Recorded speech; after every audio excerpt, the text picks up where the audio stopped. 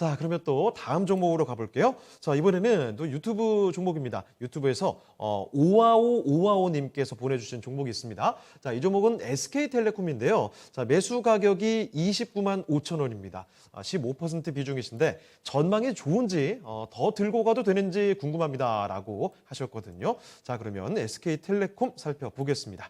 자, 김동현 전문가님, SK텔레콤 가지고 계시는데 29만 5천 원에 15%입니다.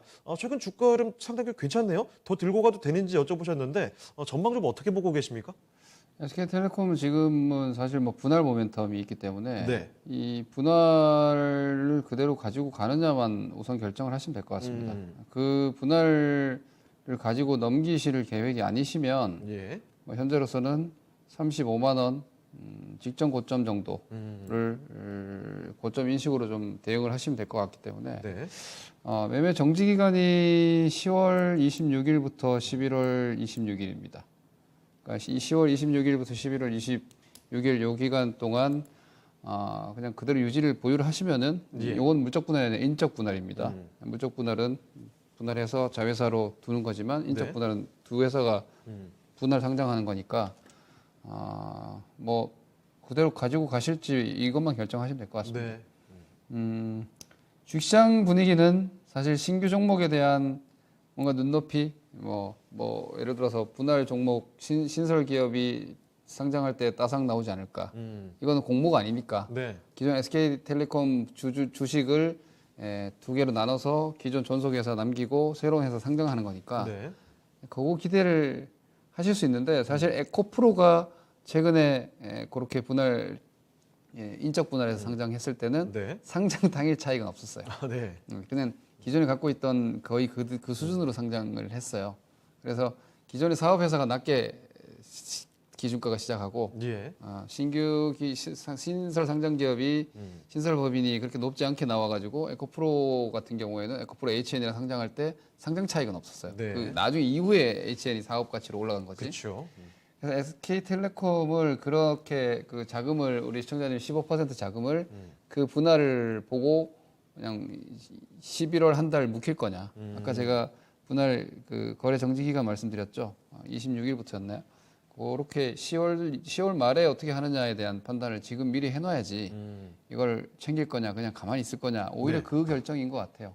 그러니까 SK텔레콤만 놓고 봤을 때는 저는 통신사가 뭐 그렇게 대단하게 투자 매력이 있나 사실 그렇게 생각합니다. 네. 근데 분할하는 신설 법인이 이제 모빌리티나 이런 것들을 떼서 나가기 때문에 이제 나중에 상장을 하게 됐을 때 신설 법인의 투자 매력은 좀 있을 거예요. 예. 시장에서 좀 주목을 할 거고 그 점을 감안하면 나는 시장에 나오기 전부터 들고 있을래라는 생각이시면 그냥 가져가 보시는 거고 예. 거기에 대한 판단을 우선은 하시는 게 맞는 것 같은데 저는 뭐 손해는 없을 것 같아요. 그 판단이 그렇게 크게 실은 없을 것 같다는 거죠. 예. 분할 상장 차 손이 나올 것 같지는 않다는 거죠. 한마디로. 그러니 자금을 15%의 자금을 한 달 묵혀 놓을 거냐 아니냐만 판단하시면 될 것 같은데 저는 11월 달장 그렇게 좋을 것 같지 않거든요. 네. 뭐 대주주 과세 요건 이런 등등 해서 11월이 그렇게 좋을까 하는 생각이니까 그때 뭐 한 15% 정도 SK텔레콤에 잠궈 놓는 거 괜찮지 않을까 봐요. 요거 한 가지 의견이고 SK텔레콤만을 놓고 봤을 때는 예. 지난번에 가격 고점이 34만 원이잖아요. 여기 이제 월봉상의 가격인데 제가 왜 바로 그냥 차트를 꺼내느냐? 네. 이익의 개선 요인은 별로 없습니다. 아시다시피 여러분들이 갑자기 뭐 우리나라 통신 사용자가 급증하지 않잖아요. 그렇죠. 그러니까 통신사 같은 경우는 저성장 산업일 수밖에 없고 네. 뭐 아무래도 물가와 연동할 수밖에 없는 것이고 그리고 또 하나 이제 정권 바뀌잖아요. 네. 정권 바뀌면 항상 나오는 게 이제 국민들의 기초 비용인 뭐 전기료, 뭐 수도, 통화료 이런 거 인하 얘기 또 분명히 나올 거란 그렇습니다. 말이에요. 그래서 그런 점들은 SK텔레콤이 좀 불리할 거고. 그래서 주가 자체로 보면은 제가 이렇게 월봉상의 큰 그림을 한번 보여드리는데 네. 여기가 30만 원이에요. 그러니까 SK텔레콤이 30만 원을 넘어선 거는 뭐 약간 강한 국면, 새로운 국면을 들어왔다라고 볼 수 있습니다. 네. 그런데 어디까지 갈 수 있을까? 여기 앞쪽에 이 구간 사실 지금 여기를 보는 거 사실 의미가 좀 없긴 한데 네. 왜냐면 이때 이제 이동통신 시장이 개화하면서 주식 20년 이상 하신 분들은 그때 SK텔레콤의 아성을 기억하실 거예요. 그때 고점이거든요. 네. 근데 지금 과연 그 이상의 통신 환경 같은 게 만들어져 있느냐? 사업을 바라보는 뷰 자체가 좀 다른 그렇죠. 거죠. 그게 저는 아니라고 봐요. 왜냐면은 물론 이제 앞서 말씀드린 모빌리티나 이런 것도 통신 기반을 하고 다 이제 차량 네트워크가 구축된다면 네. 통신사의 추가적인 먹거리가 그때 가서는 될 수 있겠지만 앞서 말씀드린 모빌리티를 떼나간다면 네. SK텔레콤 본사 이익이 아니라 신설법인의 모멘텀이 될 테니까 그렇죠. 오히려 나중에 성장하면 그쪽으로 더 자금을 몰아가는 게 맞는 거죠. 그래서 현재 SK텔레콤은 그냥 뭐 그 분할에 대한 생각만 일단 하시고 네. 만약에 나는 분할 맞을 생각이 없다. 네. 그러면 저는 35만 원 넘기 힘들다고 보는 거예요. 왜냐하면 여기 30만 원 넘어갔지만 이게 기술적 분석이 약간 그림 그리기 같은 측면이 사실 있습니다. 네. 여기 보시면은 여기 이렇게 있죠. 이렇게 여기에 이제 슈팅 영역입니다.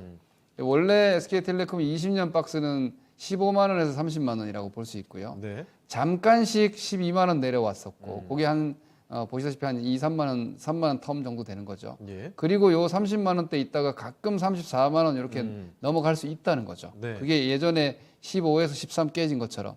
그럼 결국은 SK텔레콤은 34, 35에 여전히 저항이 있지 않을까. 그리고 다시 30만 원 이하로 내려올 가능성 저는 배제할 수 없다고 보는 거예요. 네. 성장 부재니까. 그리고 만약에 모빌리티를 그대로 갖고 있다면 가능할지도 모르죠.